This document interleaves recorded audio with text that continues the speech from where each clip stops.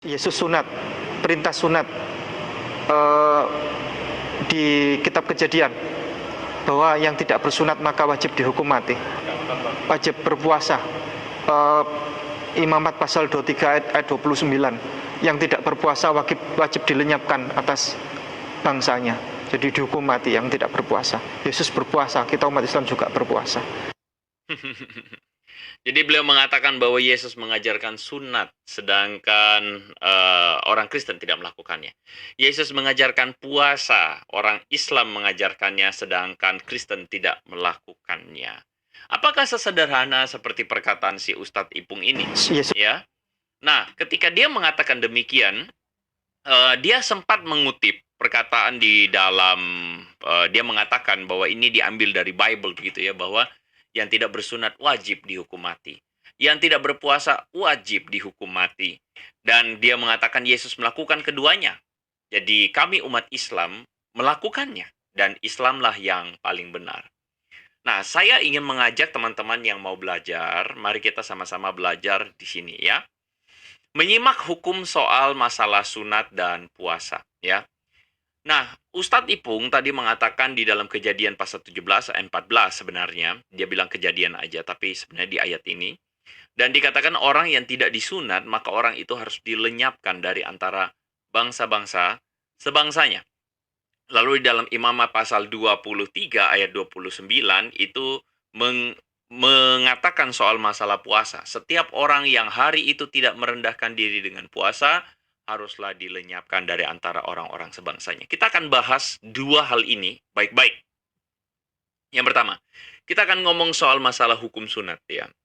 Teman-teman kalau berbicara tentang sunat, maka ini sedang berbicara tentang konteks. Karena pada waktu itu perjanjian ini diturunkan atau diadakan dengan Abraham, antara Tuhan dan Abraham ya.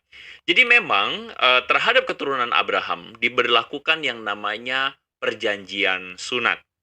Dan secara konteks budaya, Yesus lahir dari keturunan Abraham dan Yesus juga disunat pada hari yang ke-8.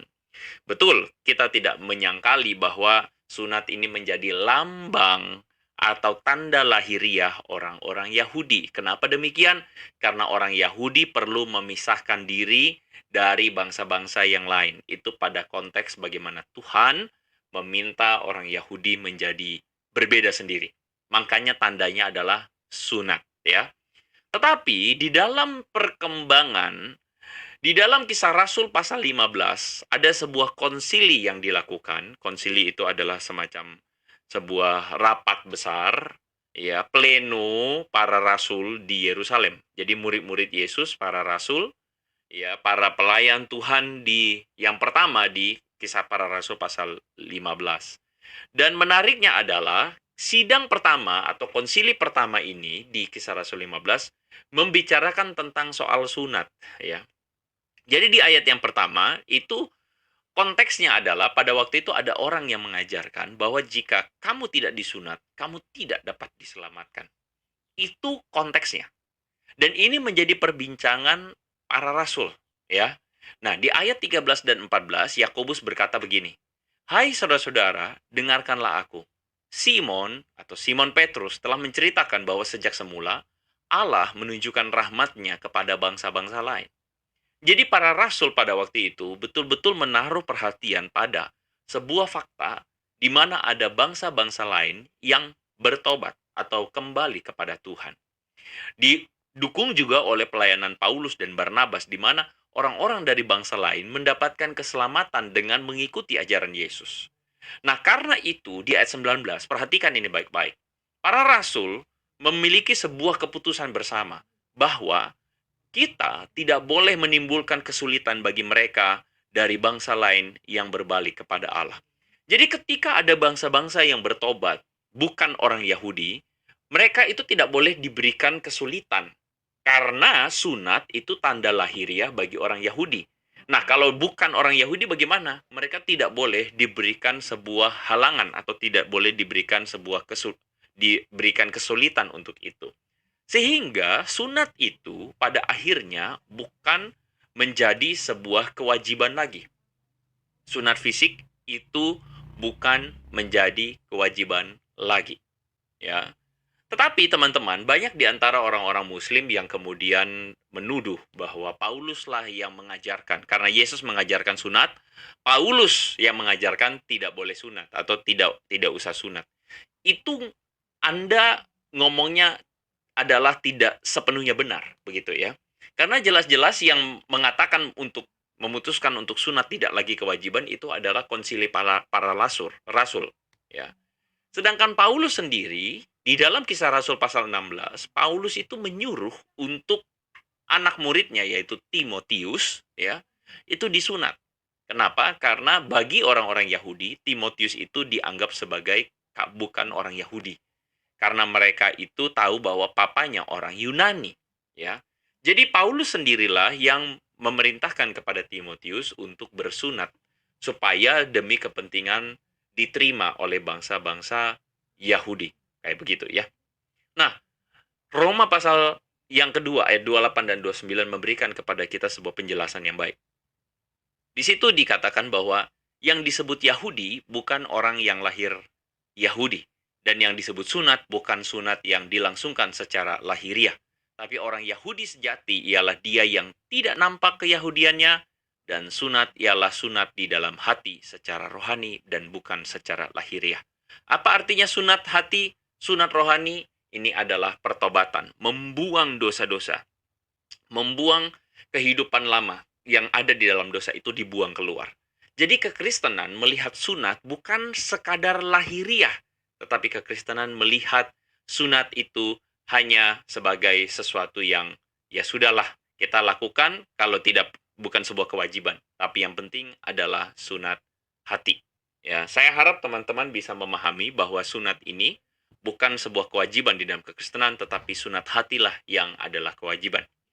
Nah, sekarang bagaimana dengan puasa? Ya, puasa ini pertanyaannya adalah apakah puasa itu wajib buat orang Kristen?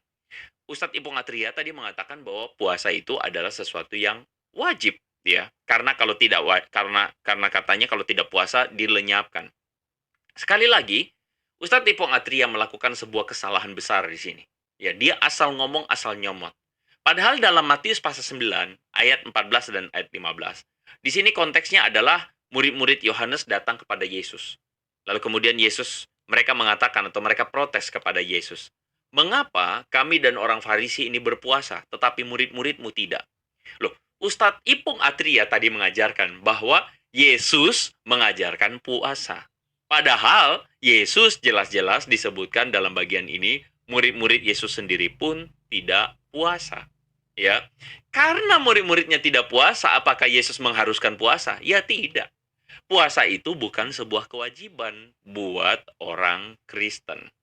Nah, terus bagaimana dengan perkataan bahwa kalau misalnya tidak puasa dilenyapkan di dalam Imamat pasal 23 ayat 29. Kita mesti mengerti bahwa di dalam konteks tersebut Ustadz Ipung ya, di situ adalah konteksnya orang Israel diperintahkan untuk mengadakan hari raya pendamaian atau Day of Atonement atau dalam bahasa Ibraninya adalah Yom Kippur ya. Di situ harus dilakukan apa? Mereka berpuasa dan mempersembahkan korban, ya. Dan pada hari itu jangan melakukan pekerjaan, itu hari pendamaian. Maka seluruh umat Israel pada hari raya pendamaian itu harus berpuasa dan merendahkan diri. Makanya konteksnya disebutkan kalau ada yang tidak melakukan harus dilenyapkan. Jadi Ustadz Ipung, ini bukan soal masalah puasa, tapi ini adalah soal melakukan hari raya pendamaian.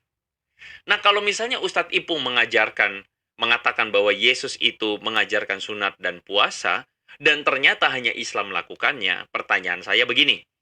Yesus itu tidak menentang, tapi juga tidak mengatakan hanya Islam yang mengajarkan puasa, bla bla bla, bla bla bla. Pertanyaan saya adalah, mengapa kalau begitu Islam tidak merayakan hari raya pendamaian, Ustadz Ipung? Ya. Dan jika Islam katanya melakukan perintah Yesus, mengapa Islam tidak melakukan baptisan? Mengapa Islam tidak melakukan perjamuan kudus seperti yang Yesus perintahkan? Perbuatlah ini sebagai peringatan akan aku. Jadi begini ya, teman-teman ya. Anda bisa melihat dengan sangat-sangat jelas. Mereka melakukan cherry picking.